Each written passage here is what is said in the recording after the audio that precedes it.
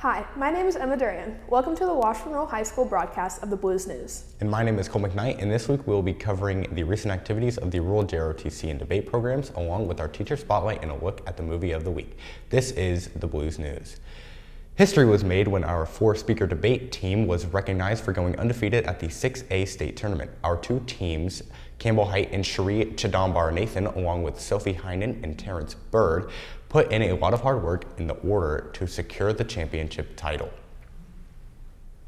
The Washburn Rural Air Force JROTC program put its best foot forward. This past Wednesday, the Washburn Rural High School Air Force JROTC unit underwent its unit-wide inspection. Regional Director Colonel Sanders was on site to evaluate whether the corps is meeting the required standards. The inspection started with a mission briefing from senior leadership highlighting a historic year. For the first time ever, the unit brought home a first-place trophy from a drill meet alongside an impressive list of senior scholarships and post-graduation commitments. The pressure of the inspection continued as Colonel Sanders inspected every cadet individually, followed by a select group of cadets executing the 30-step drill sequence and having another group perform a color guard performance. To wrap up the inspection, Unit Director Colonel Sanders recognized two outstanding leaders. Congratulations to Corps Commander Evan Garcia and Vice Corps Commander Parker Chapman for receiving top cadet honors. The unit ended up earning a score of 92%, placing them in the Exceed Standards category. A huge congratulations to the Washburn Rural High School Air Force JROTC program for achieving such a high honor. Our theater department has a very wide range of people that work together in the productions, going from the actors on stage, the crew building the sets, the tech crew in the booth, and the makeup and costume teams backstage.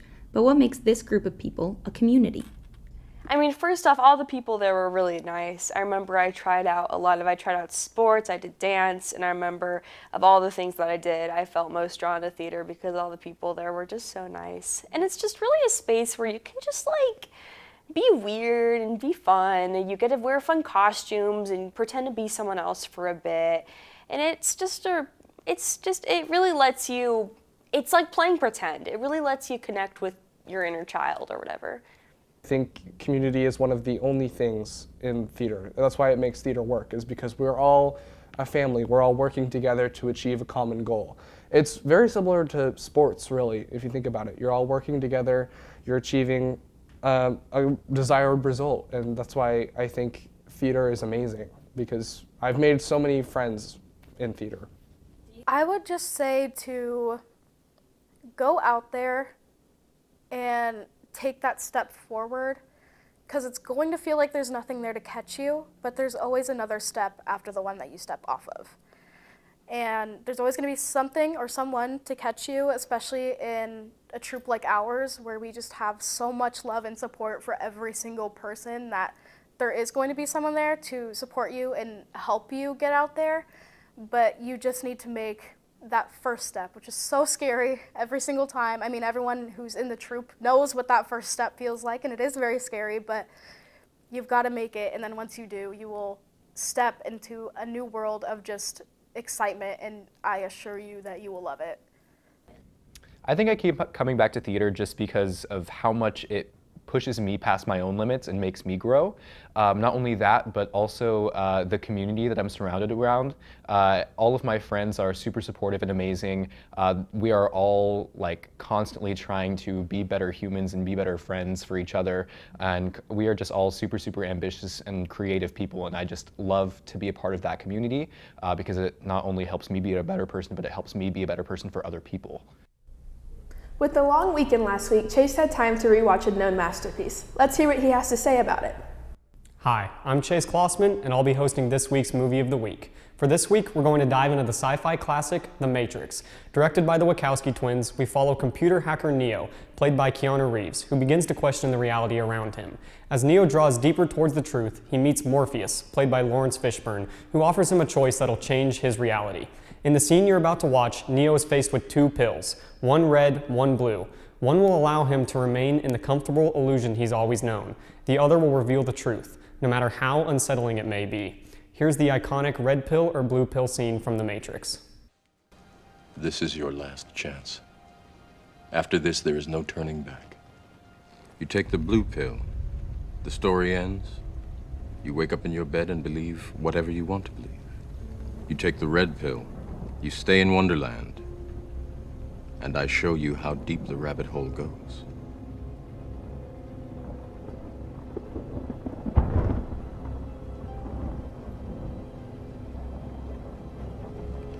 Remember, all I'm offering is the truth, nothing more.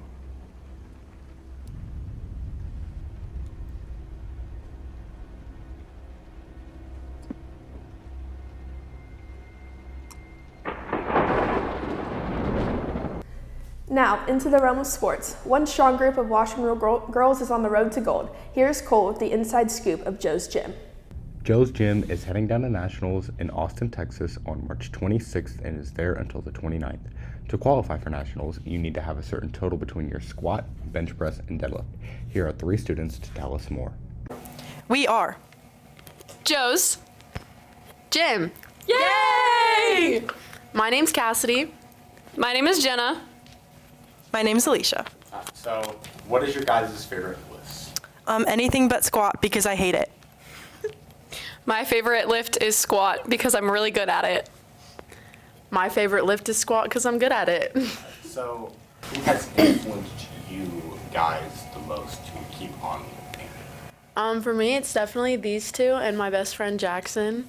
They're always there to push me and they want the best for me. We do. For me, so our gym is Joe's Gym. My dad is Joe. He made the gym. It's like a gym in our backyard made out of our 2-car garage. And my dad, he is like the best dad, the best coach. He pushes all of us. And like, he's one of those guys where like, if you ever have a question, he'll know the answer. And he's very motivational. And we joke all the time how he only speaks in motivational quotes. Yeah, but he's a great guy and he pushes all of us to be better. I would definitely agree that Joe, our coach, is probably number one. He's always wanting what's best for you. He's always pushing me way more than I can think I can do myself. And then also these two and Jackson, because she's like the best motivational speaker out there and she's always yelling for you. She's the best. Yes, she's great. February is coming to a close, which means athletes in track and field, softball, girls swim and dive, girls soccer, boys golf, boys tennis, and baseball are preparing for their time to shine. Spring sports, the last group of sports is going to try out for their programs next Monday, March 2nd. From the freshmen stepping into a 6A school program to seniors starting their last 3 months, boys and girls are about to show everything that they have been working on and start preparing for what they've been working towards. Teammates are about to be reunited, records broken, and the road to state begins next Thursday when tryouts are completed and the first day of practice begins. So from the field to the track, from the court to the pool, good luck to all the athletes at tryouts and have an amazing season, and go Blues. The weather next week for those tryouts is looking to be challenging, with cooler temps and a chance of rain from Monday through Wednesday. Highs are forecast to only be in the 40s with lows in the 30s. Temperatures will rise for Thursday and Friday, reaching into the 60s. Rain chances will continue with showers and possible thunderstorms on both days. With the topic of sports on the table, we bring to you Isaac Ainsley and Peyton Goring with the insight on the sports on this week's. Before we hand to them, we want to thank you for your time here on the Blues News broadcast. We will see you next week, and stay tuned for sports. Updates on the AW 437 Sports broadcast right now. Tonight on AW 437 Sports Talk, big performances on the hardwood, major moments in the pool, and battles on the mat that lived up to the hype. From buzzer beaters in basketball to record-setting swims to hard-fought wins in wrestling, we've got everything you need to know. This is where scores meet stories, highlights meet analysis, and the biggest moments get the spotlight they deserve. No fluff, just the facts, the breakdowns, and the plays everyone's talking about. You're watching AW 437 Sports Talk. Let's get started. Welcome to AW 437 Sports Talk. Tonight we've got a full lineup of rural sports. The Washburn Rural girls basketball team is sitting at an impressive 15-7 on the season. Impressive performances in the pool as boys swim wraps up their season, and we've got the latest updates on state contending boys wrestling. But first, we head to boys basketball, where the Junior Blues are still searching for consistency. Washburn Rural now sits at 11-10 on the season, coming off a loss this past Tuesday against conference foe Topeka High. The Junior Blues also went 1-1 last week, winning at home versus Emporia and losing at Hayden. The Junior Blues hosted Emporia last Tuesday, February 17th at the Blue Haven. Washburn Rural led as many as 13 points in the second half, but the Spartans would surge back and force overtime. Brooks Ballard had a game-high 18 points with 4 3-pointers. The game was tied at 44 apiece, and Zach Wright was the hero for the Junior Blues as he drove to the basket and made a wild reverse layup in the final seconds to win the game for Washburn Rural. Washburn Rural would then travel to the conference rival Hayden Friday, February 20th. Again, the Junior Blues would surge brings up to the a big ball first and half passes lead. to a They wide led open Brent Anderson at who half, hits the three. 28-14, after a stellar defensive performance. But the Wildcat would make a great comeback starting in the third quarter, scoring 20 points on the Rural defense. Hayden would then force overtime and beat the Junior Blues for the first time since 2022. John Hoytel at a game-high 17 points and 10 rebounds in the Junior Blues loss. Now on Brooklyn to the Lady Rutherford Blues brings up the ball Washburn and Rural passes won to comfortably against Emporia, winning 50-26. Senior Josie Cargren told us in post-game interview that the main emphasis is always defense and that this group is really starting to focus and lock in as postseason is right around the corner. The Lady Blues would then travel to Hayden looking for revenge earlier in the season when the Wildcats beat Rural 38-35. Washburn Rural would start fast as they built their lead up to a 13-point lead in the second half. Brent Anderson led Washburn Rural with a game-high 19 points with 3 3-pointers, while junior Maddie Vickery had a double-double with 11 points and 11 rebounds in her second game back from an ACL surgery. The Lady Blues survived and won an all-time classic 40-38. Now we flip it over to the game this past Tuesday, where the Blues hosted Topeka High. Brooklyn Rutherford brings up the ball and passes to a wide open Brent Anderson who hits the three. Brent Anderson would take it again as she thought about the three, but passed it to Walker to an open Vickery who drains the three. Maddie Vickery tries to hit a three but misses, but a good heads-up play and good hustle by Walker allows for a cutting Vickery to catch the pass and drive it for two, but was contacted and missed, but was fouled, and would take 2 free throws and eventually would make both. Brent Anderson drives and finds a cutting Walker for the mid-range jumper for 2. Good ball movement by the Lady Blues allows for Brooklyn Rutherford to drain a 3 to put the Lady Blues down by 3. More good ball movement from the Lady Blues as everyone would move the ball, and eventually Anderson would find Rutherford, who would pass to Hershey, who would make a 3 to tie it up. Rutherford, who pushes it down the court and would pass to an open Walker for 2 to tie up the game. Now on the swim.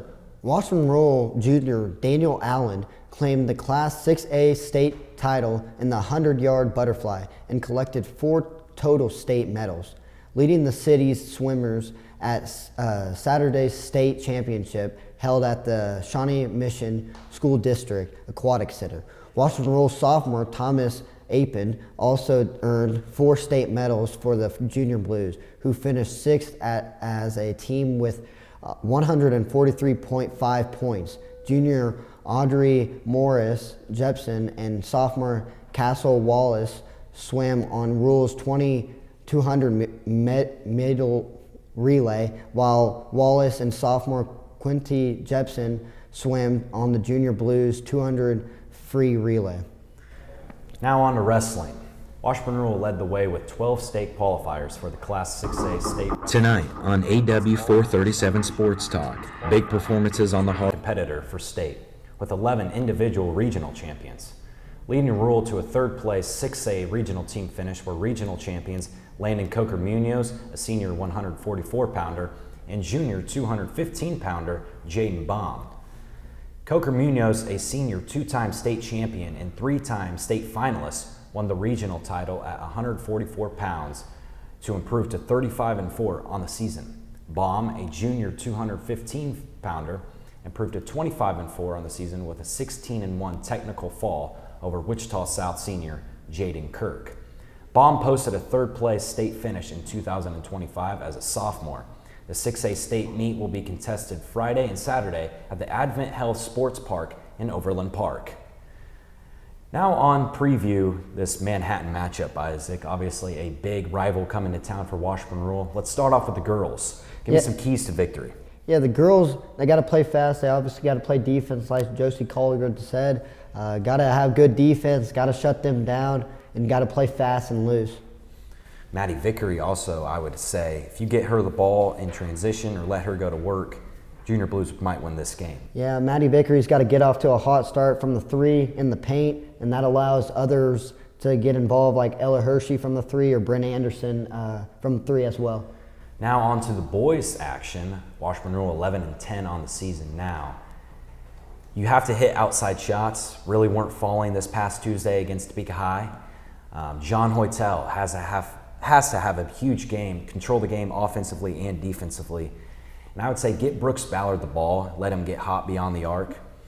And one more thing to add, I think Cooper Schmidt also needs to have a good game in the post, protecting the rim and getting as much as rebounds as we can, because we cannot allow second chance points to a team like Manhattan. Yeah, I agree. That is all we have here on AW 437 Sports Talk. We enjoy and appreciate you tuning in. We will see you next time.